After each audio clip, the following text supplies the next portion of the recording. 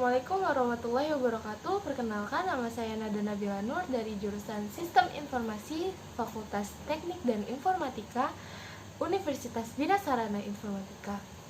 Pada video kali ini, kelompok kami akan menjelaskan tentang wireless charger. Apa sih itu wireless charger? Yuk simak videonya sampai akhir ya. Pendahuluan. Wireless charging merupakan sebuah istilah yang digunakan untuk pengisian ulang daya baterai tanpa kabel. Tidak ada kabel yang dicolokkan dari sumber listrik ke smartphone. Teknologi wireless charging ini umumnya dapat ditemukan pada tipe-tipe smartphone high-end dan berkategori premium. Untuk nama wireless charging sendiri sebenarnya bukanlah hal yang baru. Contohnya seperti smartphone Palm Pre yang diluncurkan pada tahun 2009 sudah menyediakan opsi wireless charging. Tetapi hingga sekarang faktanya masih jarang smartphone yang menawarkan fitur ini. Beberapa kalangan menilai bahwa fasilitas wireless charging pada smartphone dinilai kurang menarik. Tetapi faktanya sekarang perusahaan besar sekaliber Intel ternyata sedang mengembangkan sebuah ekosistem wireless charging.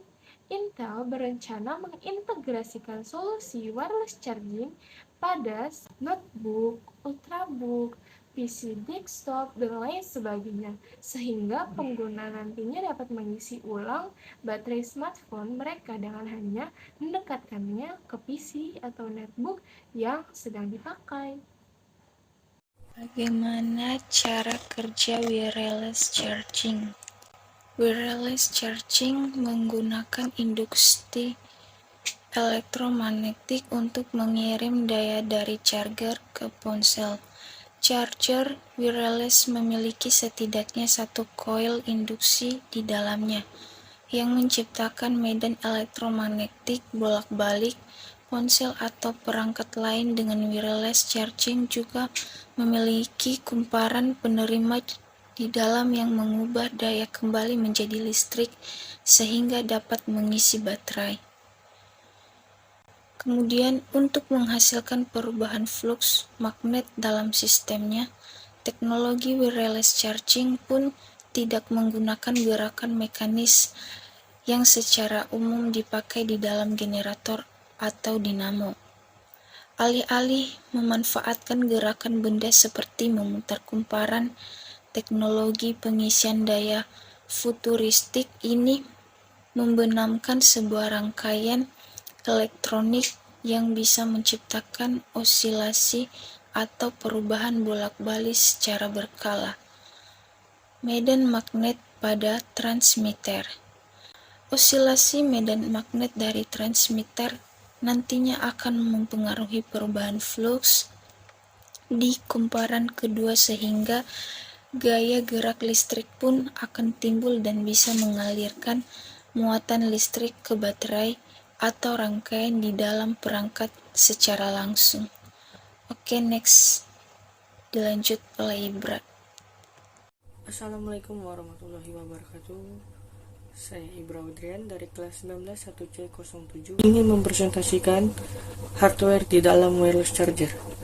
Gambar di samping adalah sebuah alat wireless charger yang umum disebut charging pad dengan merek Belkin.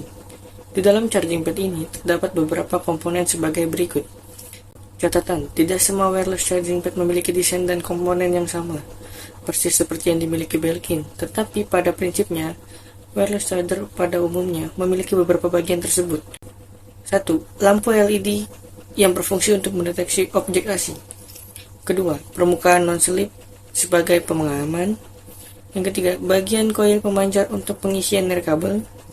Yang keempat, bagian desain yang tanpa kipas agar saat pengoperasian tidak berisik. Yang kelima, bagian chipset pengisian nirkabel yang bekerja untuk menggabungkan berbagai fitur. Yang keenam, sensor pelindung thermal. Yang ketujuh, bagian sirkuit untuk deteksi objek asing. Assalamualaikum warahmatullahi wabarakatuh.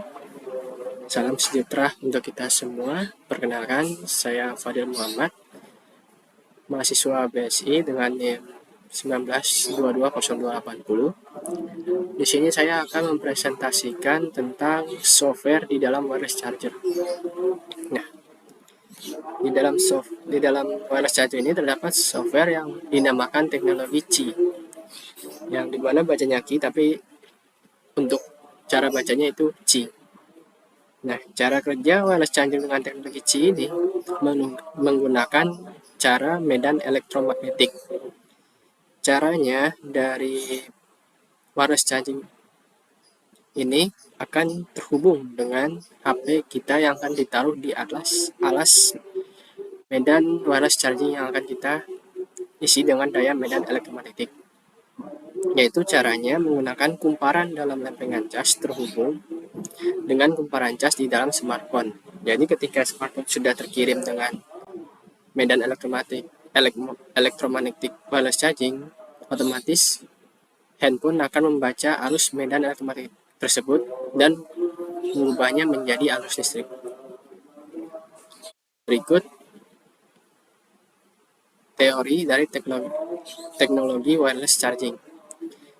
Teknologi wireless charging memiliki dua teknologi. Yang pertama adalah induksi medan magnet, dan yang kedua teknologi resonansi medan magnet. Hadirnya dua teknologi ini dihasilkan beberapa standar wireless charging bergantung pada konsorsium tertentu.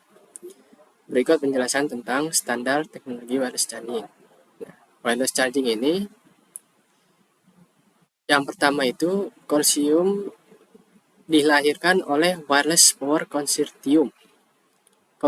Konsorsium ini menghadirkan standar yang disebut Qi, di mana teknologi ini menghadirkan wireless charging dengan standar induksi medan magnet. Pada perkembangan selanjutnya, Qi juga menerapkan teknologi resonansi medan magnet. Standar Qi sendiri adalah standar paling populer karena didukung oleh berbagai produsen ponsel terkemuka di dunia. Produsen atau perusahaan yang tergabung dalam konsorsium ini adalah Apple, Asus, Google, HTC, Huawei, LG Electronics, Motorola, Mobility, Nokia, Samsung, BlackBerry, Xiaomi, dan Sony. Berikut presentasi dari saya. Lebih dan kurangnya mohon maaf. Wassalamualaikum warahmatullahi wabarakatuh. PMA. Standar kedua adalah PowerMet. PowerMet ini diinisiasi oleh Power Meter Alliance atau PMA.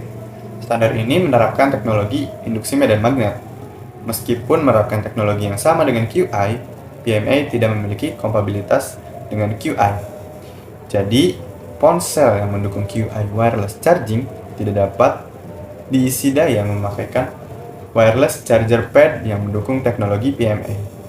Namun, ada beberapa HP yang juga mendukung dua teknologi ini, yakni QI wireless charging dan PMA wireless charging. Selanjutnya, ada Air Fuel Alliance. Air Fuel Alliance adalah standar hasil kolaborasi A4WP dan PMA. Kolaborasi ini ditunjukkan sebagai tantangan untuk teknologi QI. Mengapa? Karena di pasaran teknologi QI adalah teknologi wireless charger yang populer. Di pasaran sendiri memang sudah banyak ponsel yang mendukung teknologi wireless charging, baik yang QI maupun yang lainnya. Contohnya adalah ponsel kelas atas Samsung, yakni S10 series yang sudah mendukung standar QI maupun PMA wireless charging. Memang kebanyakan ponsel yang mendukung teknologi wireless charging adalah ponsel kelas atas. Namun ponsel kelas menengah dan bawah juga sebenarnya bisa memakai teknologi wireless charging. Hanya saja tidak built-in seperti ponsel kelas atas. Kelebihannya adalah 1. Tidak perlu menghubungkan kabel dan colokan USB ke smartphone sehingga lebih cepat. Yang kedua, terhindar dari kerusakan konektor USB karena sering dipergunakan untuk mengisi baterai. Yang ketiga, lebih hemat kabel charger akibat kerusakan USB mini pada bagian pengisian. Yang keempat, praktis karena dapat menghentikan charging saat smartphone berbunyi dengan hanya menjauhkan dari charger dan mengisi kembali baterai setelah selesai menggunakan smartphone, terutama pada jenis baterai lithium. Dan kelemahannya adalah, kelemahan utama dari pengisian induktif adalah efisiensi yang lebih rendah dan dapat meningkatkan pemanasan antara dua perangkat dibandingkan dengan kontak langsung. Yang kedua, karena efisiensi yang lebih rendah, perangkat dapat memakan waktu lebih lama untuk melakukan pengisian dibandingkan dengan pengisian tradisional. Yang ketiga, dari beberapa implementasi dari pengisian induktif, perangkat mobile harus dibiarkan pada pad, dan demikian tidak dapat dipindahkan. Oke, sekarang langsung ke bagian ringkasannya. Jadi teknologi wireless charging memang masih sangat terbatas pada saat ini, tapi tidak menutup kemungkinan berbagai macam kelemahan di atas tadi dapat terselesaikan, sehingga akan terimplementasi secara masif ke hampir semua pasar selayaknya teknologi earphone Bluetooth yang sudah marak di pasaran sekarang. Itulah akhir presentasi dari kelompok kami. Kurang lebihnya mohon maaf. Terima kasih juga telah menonton videonya sampai akhir. Wassalamualaikum warahmatullahi wabarakatuh.